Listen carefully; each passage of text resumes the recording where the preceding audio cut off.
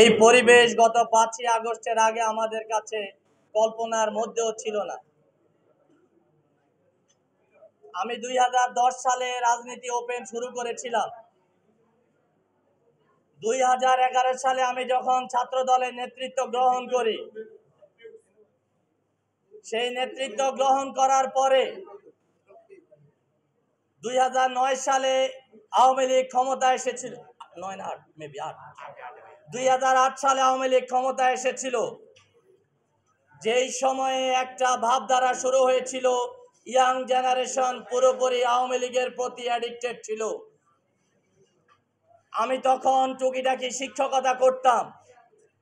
ওই শিক্ষকতার সুবাদে ইয়াং জেনারেশন অর্থাৎ তরুণ প্রজন্মের সাথে আমার সুসম্পর্ক তৈরি করার একটা সুযোগ ছিল।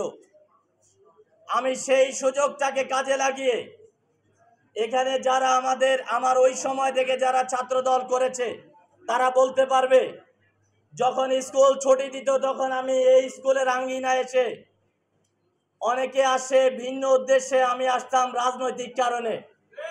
আমি রাজনৈতিক কারণে এসে স্কুল গ্রাউন্ডের সামনে দিয়ে ঘুরঘার করতাম শুধুমাত্র ছাত্র দলের একটি কর্মী বাড়ানোর জন্য। আমি বুকে হাত দিয়ে বলতে পারবো, রাজনীতির সেই যে শুরু করেছিলাম, সেই থেকে আজকে 2024 সাল পর্যন্ত 1 মিনিটের জন্য আমার মন মানসিকতা থেকে এই সেন্টিমেন্ট একবারের জন্য চলে যায় নি। আমি প্রতিদিন এই জিনিসটাই করতাম যে আমার দলে দুঃসময় কিভাবে একটি কর্মী আনা যায়, আমার দলে দুঃসময় কিভাবে একটি কর্মীকে আমি সাহস যোগাতে পারি। প্রত্যেকটা কর্মীর সাথে আমি তখন মিশেছিলাম বন্ধুর মতো, যাতে করে তারা রাজনীতি বিমুখ না হয়। আজকে আলহামদুলিল্লাহ আমরা যে